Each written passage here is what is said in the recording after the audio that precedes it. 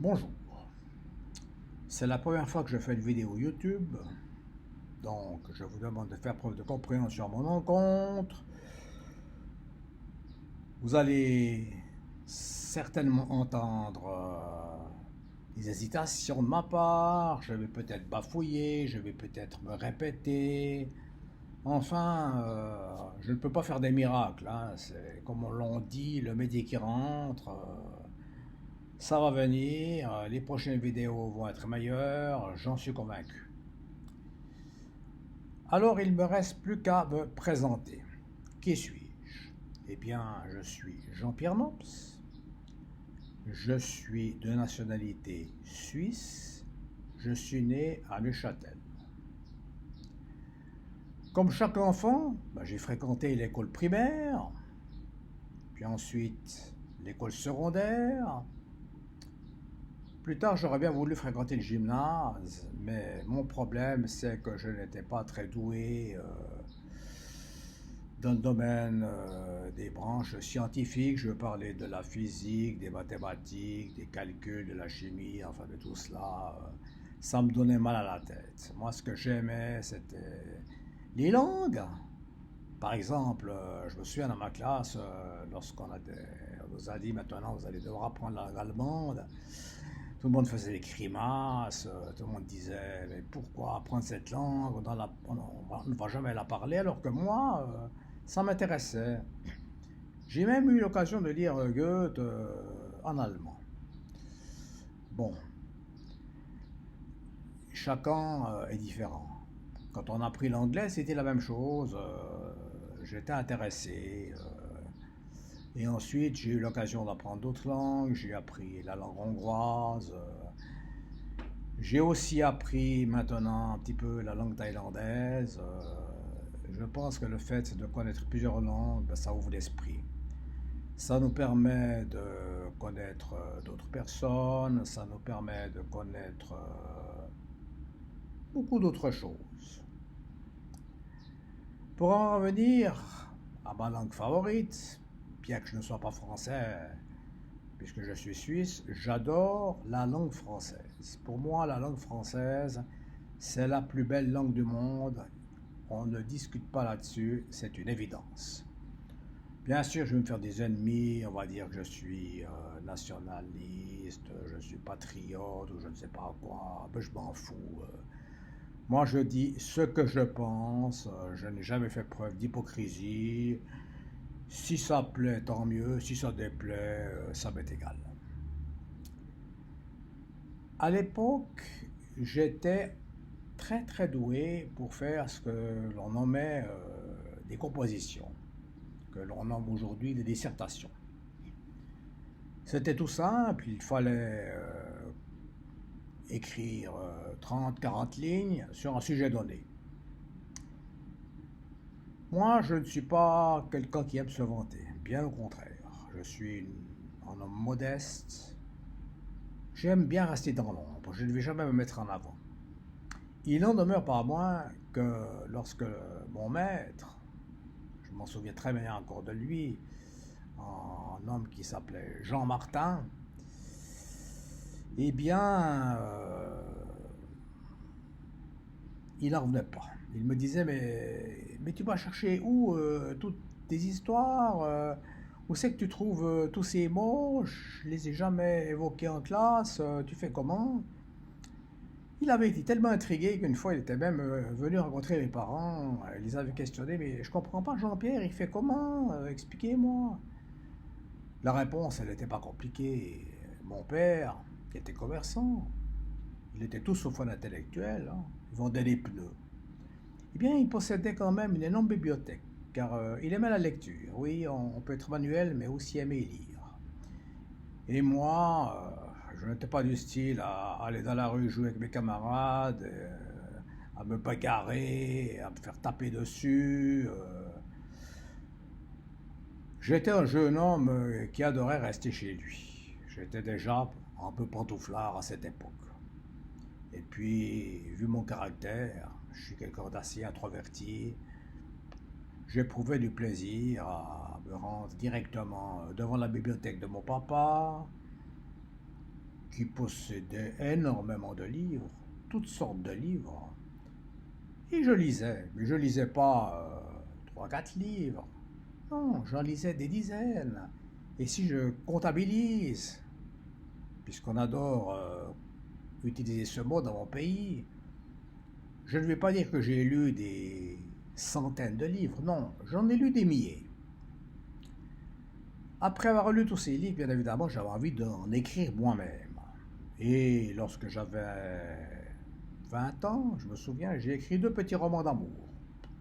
Les manuscrits, je n'en ai aucune idée où ils se trouvent. D'ailleurs, ça n'est pas intéressant. Ce que j'ai dû écrire à l'époque, c'était quelque chose de médiocre. Alors on oublie et je n'avais pas m'affliger à ce sujet. Quand on veut devenir écrivain, on doit avoir des sujets. Mais à 20 ans, que dire? J'étais resté tout au long de ma vie chez mes parents, qui étaient des petits bourgeois, et moi j'étais en train de le devenir. Et après avoir terminé mon service militaire, j'ai commencé à travailler pour une banque de la place de Neuchâtel, et je me voyais mal écrire un livre au sujet de mon activité en tant qu'employé de banque. Personne ne m'aurait lu. Alors je me suis fait une raison et j'ai dit bon ben voilà, puisque tu n'as pas de sujet, ben, tu vas arrêter, tu vas renoncer à les ambitions de romancier, mais tu continueras à lire. C'est ce que j'ai fait. J'ai continué à lire, j'ai lu beaucoup. Ensuite, ben, la vie elle a passé, la vie elle passe toujours très rapidement. Je me suis marié, j'ai eu des enfants, je me suis divorcé, je me suis remarié, j'ai encore eu un garçon. J'ai beaucoup travaillé. J'ai pas travaillé comme un employé normal. C'est-à-dire, je n'ai pas fait 8h midi, 2h 5h, non. Car après avoir travaillé, comme je l'ai déjà dit, dans la banque, j'ai été contraint, en raison de circonstances totalement indépendantes de ma volonté, de choisir la profession de contrôleur d'impôts. Et oui, j'étais au chômage et ma conseillère m'a dit maintenant, vous allez travailler pour ce bureau ou si vous refusez, ben, on ne vous le paye plus. C'était quand même un apprentissage qui m'a beaucoup servi. J'ai rencontré beaucoup de personnes, j'ai rencontré beaucoup de menteurs, de menteuses, de tricheurs. Et je suis resté dans ce bureau durant une quinzaine d'années. Bon, il est clair que le salaire, il n'était pas mirobolant. Et puis un jour, je me suis dit, mais pourquoi, maintenant que tu connais beaucoup de monde, que tu connais très très bien la matière, puisque j'étais plongé chaque jour dans le domaine de la fiscalité, pourquoi je ne créerais pas ma propre fiduciaire, ou ce que l'on nomme en France, je crois, mon cabinet fiscal. C'est ce que j'ai fait. Ça m'a réussi. Mais ce n'était plus 8h midi, 2h 6h, ah non. Je travaillais quasiment jour et nuit. Je me rendais à mon bureau à 9h, j'arrêtais juste 1 heure, le temps d'avaler un sandwich à midi et 13h. Je rentrais chez moi pour manger un tout petit peu le soir aux alentours de 18h. Je retournais ensuite à mon bureau. Le week-end, c'était la même chose. Alors que les autres, ils étaient dehors, ils faisaient des pique-niques, ils faisaient des excursions. Moi, je travaillais. Je contrôlais des déclarations d'impôts, j'additionnais des chiffres, à n'en plus finir. Et puis un jour, ben là, la retraite est arrivée. Durant mon activité, j'ai connu beaucoup de personnes. Ils m'ont raconté beaucoup d'histoires.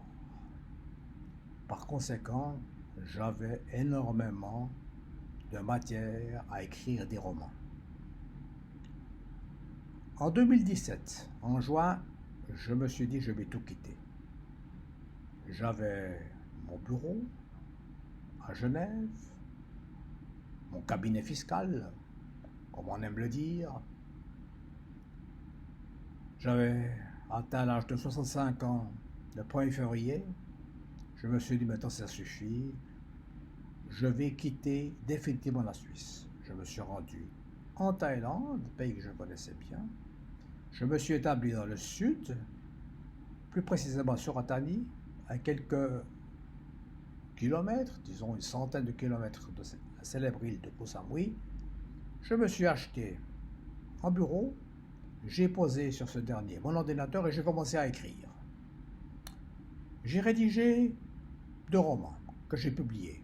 Bien sûr, j'ai dû choisir l'autopublication, vu que, n'étant pas connu, habitant à 10 000 km de Paris et possédant plus la nationalité helvétique, vous imaginez bien que personne ne voulait me publier. Alors j'ai fait comme tout le monde, je me suis publié sur Amazon. Mon premier livre, il est à moitié autobiographique, il raconte l'histoire d'un vieil homme qui tombe amoureux d'une jeune prostituée chinoise. Toute une histoire. Mon second livre, il est autobiographique, puisqu'il parle de ma jeunesse jusqu'à l'âge de 22 ans. À 22 ans, qu'est-ce qui s'est passé?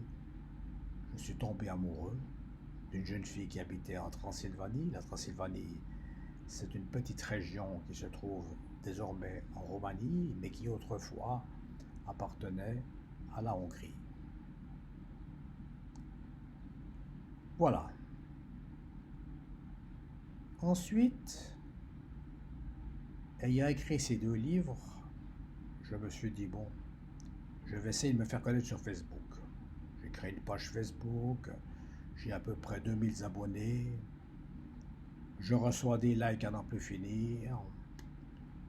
Je leur ai donné l'adresse de mon site internet, ils peuvent se procurer mes livres, mais ça ne marche pas. Ça ne marche pas. Ils préfèrent parler de la pluie et du beau temps. Alors j'ai créé un groupe de Jean-Pierre Nobs, mais de nouveau ça a été l'échec. J'avais beaucoup de dames tunisiennes dans mon groupe, elles se connaissaient entre elles, elles parlaient de ce qu'elles avaient fait la veille. En fait, on ne se croyait plus dans un groupe Facebook qui normalement aurait dû parler de moi-même et de mon œuvre. On se serait cru dans un salon de thé. C'est pourquoi maintenant, je me suis dit, je prends les choses en main et je fais une chaîne YouTube. J'en ai terminé pour aujourd'hui. La semaine prochaine, je vais diffuser une nouvelle vidéo. Je vous lirai des extraits de mes livres déjà parus et de mes livres que je suis en train d'écrire. J'espère vraiment sincèrement que je n'ai pas été trop ennuyeux. Je vous remercie de m'avoir écouté. Le plus grand plaisir que vous pouvez me faire, c'est de vous abonner à ma chaîne YouTube. Voilà, pour cette première vidéo, c'est terminé. Merci encore 1000 fois de m'avoir entendu et je ne peux que vous dire à la semaine prochaine et passez une excellente fin de journée. À bientôt et au revoir.